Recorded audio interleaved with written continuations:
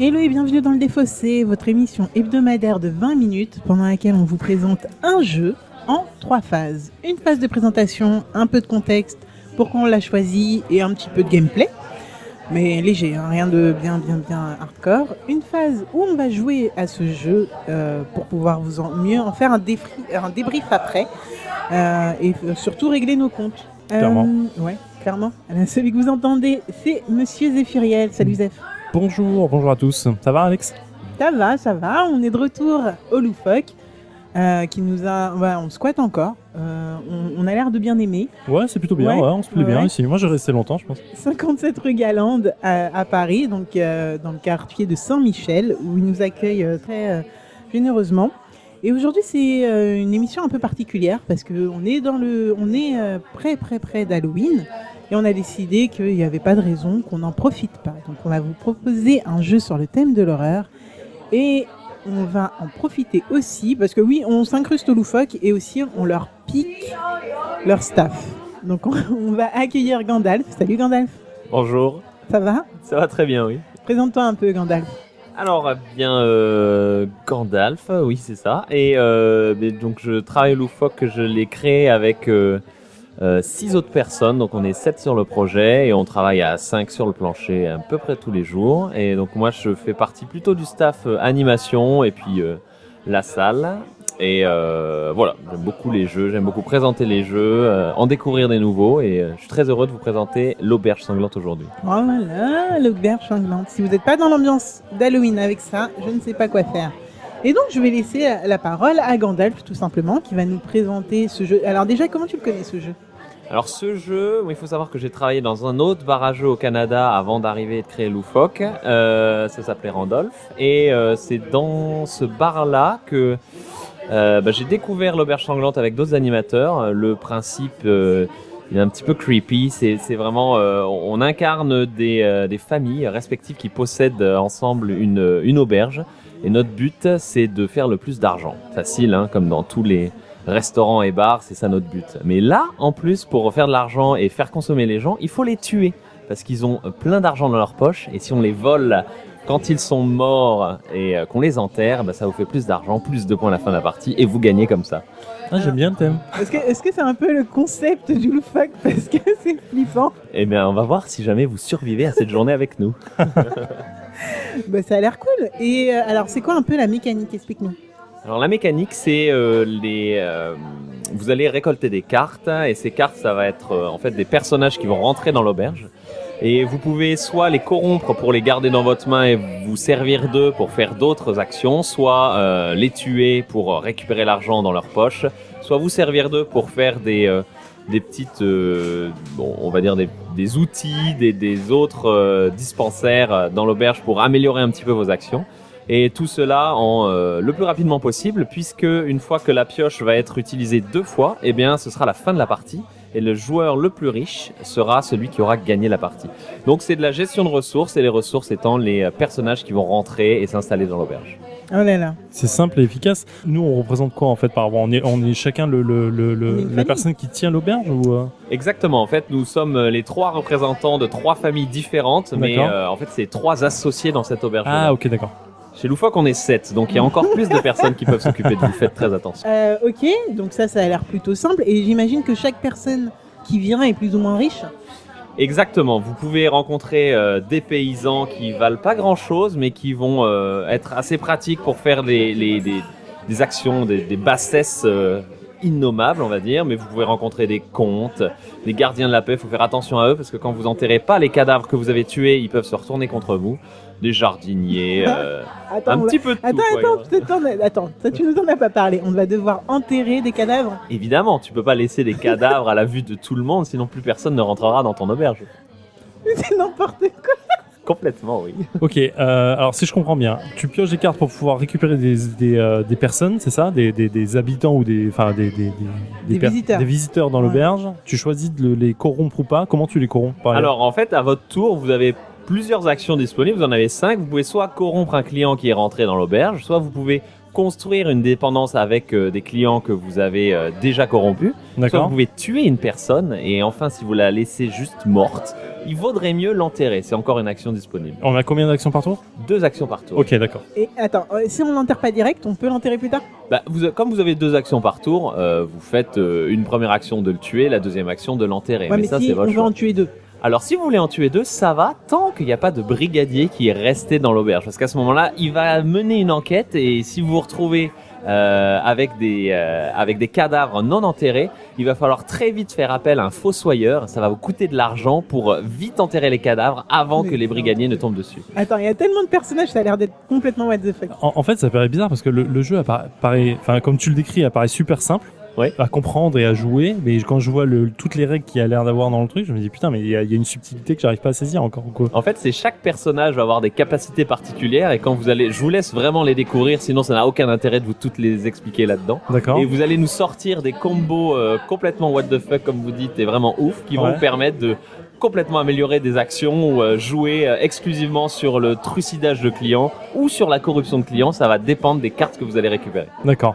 Sur le jeu en lui-même, en termes de caractéristiques, on est sur quoi? Sur du combien de joueurs, combien de temps de jeu, tout ça? Alors c'est un jeu qui peut jouer tout seul Ouais. jusqu'à 4 joueurs. Il y a des modes de jeu qui sont adaptés pour jouer tout seul. À ce moment-là, vous devez battre l'aubergiste qui fait un maximum de points puis vous devez essayer d'en faire plus. D'accord. À 4 joueurs, sinon à plus c'est de 2 à 4. Et du nombre de joueurs va dépendre le nombre de chambres ouvertes, donc d'accueil possible de clients. Ok, etc. d'accord. On tourne sur quoi? 40 minutes? Ouais, 45 minutes, une petite heure, comme ça. Ouais. Ok. Et le mode solo, en fait, c'est un peu comme Colt Express. T'as un shérif qui se balade et tu joues contre lui ou... Non, c'est plus comme dans Sherlock Holmes, c'est-à-dire que vous avez des points à battre et en fait, c'est juste ça. Vous devez vous débrouiller tout seul pour faire le maximum de points et si vous arrivez à atteindre ces points-là, c'est que vous êtes plus fort que le jeu ou que ce que les auteurs ont déterminé comme un bon jeu. T'as déjà D'accord, joué ok. tout seul? Jamais. D'accord. Donc Ouais, tu ne ça sauras pas si- semble plus à pas optimisé pour jouer seul. C'est bizarre. Ah Ouais, je sais pas si c'est un jeu qui se joue à plusieurs, sur lequel tu te fais un peu des coups de pute, si j'ai bien compris. Oui. L'intérêt de jouer seul, limité quand même. Ouais, je sais pas. Moi, Je sais pas. Ok, pourquoi pas. Hein. Vaut mieux jouer les uns contre les autres, ouais, ce jeu-là. Ok. Bon, est-ce que vous êtes prêts à tenter? Bah, moi je suis chaud, go. Hein. Go. Allez. Parfait. Là, t'as fait ta première action. Moi, j'ai fait ma première On action. fait qu'une. Et ça tourne. Ok. Exact, c'est une, puis deux. Donc je peux le prendre. Mais Ah ouais, ça non, te je peux pas le coûte prendre parce qu'il me trois coûte 3 Je cartes. peux pas le prendre. Quand tu mettras quelqu'un dans cette chambre-là, tu gagneras une pièce immédiatement. Pour Je peux gratuit. le Et récupérer. donc là, si je veux tuer le major, je suis obligé de dépenser 3, c'est ça? Si tu le prends pas, qu'est-ce qui se passe à la fin? Bah, si je prends pas le major, il va devoir payer 10. Mais c'est bien d'essayer de tricher. C'est Elle fait ça souvent, hein, elle Ah triche ouais souvent. Hein. Allez, ça y est, ça y est. pas du Si. tout. Non, faut le tuer pour avoir 12. Alors, je vais bien buter quelqu'un, moi. Ça m'intéresse ça. Alors, le compte, il va aller chez moi? Là, j'ai rien, Je moi, suis à j'ai pas d'argent. 36, c'est toi pas t'es à 48. J'ai pas d'argent, moi. Ici, t'as Non, Ouais, j'ai pas mais d'argent. ça va pas du tout. Ça va pas du tout. moi le C'est à toi de pleurer. jouer. Oui, mais c'est bon. Oh là là. Il essaie de détourner l'attention. Gabriel, s'il te plaît. Ouais, fais genre, mais on va. Hein. Ouais, mais Non, si. Gabriel, tu m'as fait un coup de pute il y a 2 secondes, donc c'est bon. Ouais, mais Il si l'aurait elle me fait laisse juste me avant, tuer, il je vais aurait gagner fait pareil, plus. hein. Je vais gagner. Oui, c'est sûr. Ouais. Tu fais quoi du coup? Bah, récupère-le.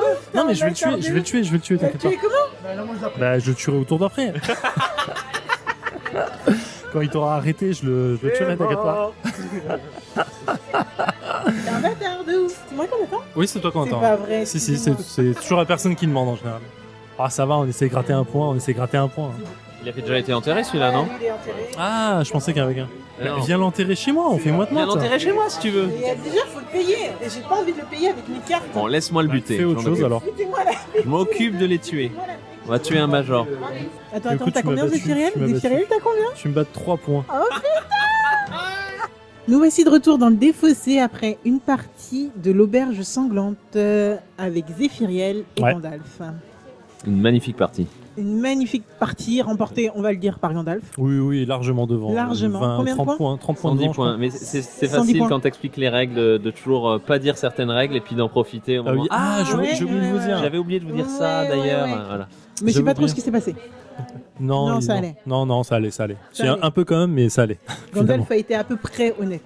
Ouais. Merci. À peu près. Et surtout, parce que Zéphiriel, on l'entend pas trop là, mais alors attention. Non, mais on peut dire, Alex est arrivé 3 points devant moi. Je suis arrivé dernier sur cette partie, c'est vrai. J'ai fait 77 points, Alex est à 80 points, deuxième. Donc, Bravo. première victoire d'Alexia sur Zéphiriel. Après, Zéphiriel, les mauvaises langues diront. Bah, c'est Oui. une petite victoire, quoi. Mais ok, pourquoi pas. Mais bon, bref, qu'est-ce que t'as pensé du jeu? Mais toi, qu'est-ce que t'as pensé du jeu? Parce que toi, tu y avais jamais joué. Moi, j'y avais Eh ben, joué. j'aime bien les mécaniques. Je le trouve un peu lent. Un peu lent. Mais j'aime bien les mécaniques de jeu, je trouve ça assez marrant. Je savais pas que c'était une histoire vraie à la base. Merci pour l'anecdote. Et je suis assez, je le trouve assez sympa, mais c'est un vrai jeu d'optimisation par contre. Tout à fait, un bon gros jeu à moteur. Ouais. Un bon gros jeu à moteur.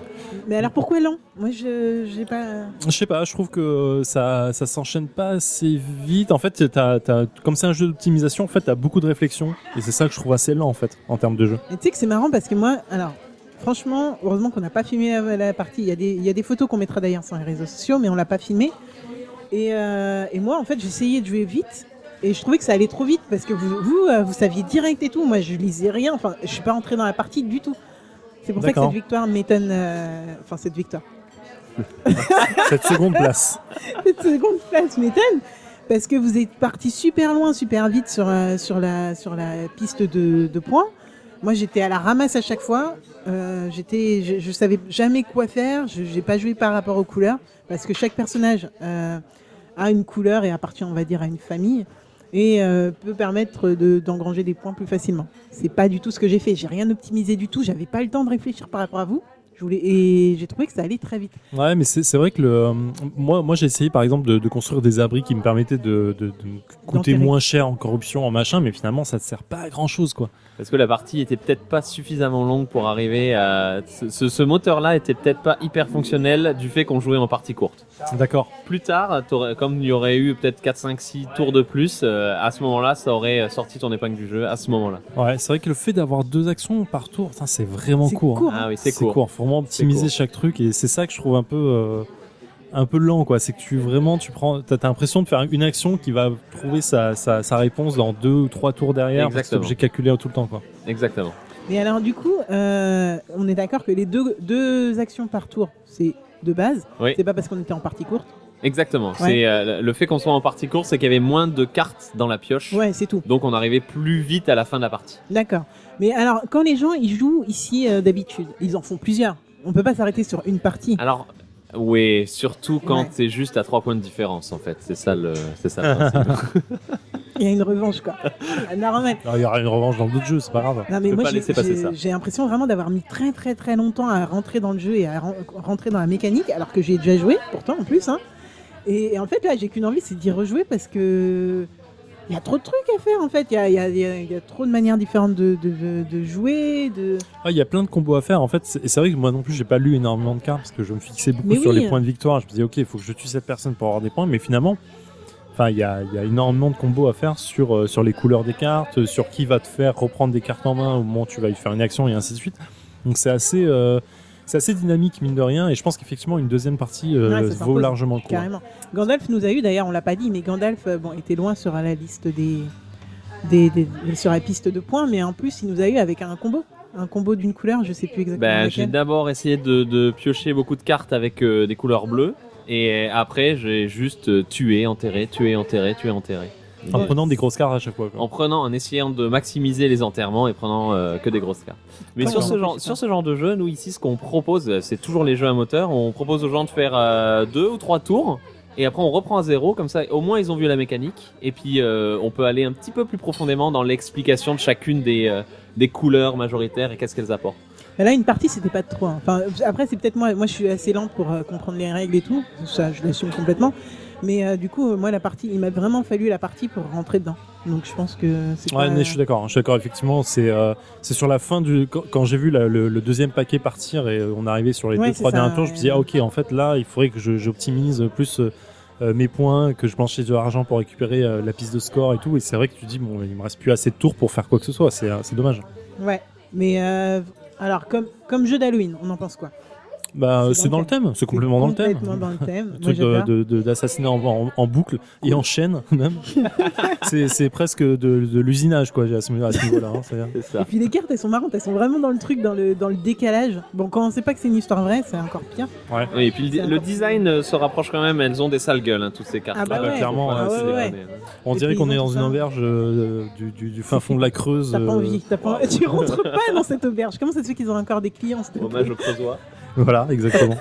Alors, est-ce que tu peux nous dire un petit peu, alors combien de joueurs, pour combien de joueurs Ouais, nous rappeler tous les caractéristiques voilà. techniques. Ok, donc quel éditeur voilà, c'est alors c'est un jeu de 1 à 4 joueurs parce que je rappelle on peut jouer tout seul si vous le désirez. Ça se joue entre 45 minutes 1 heure indépendamment de si vous jouez partie courte et du nombre de joueurs.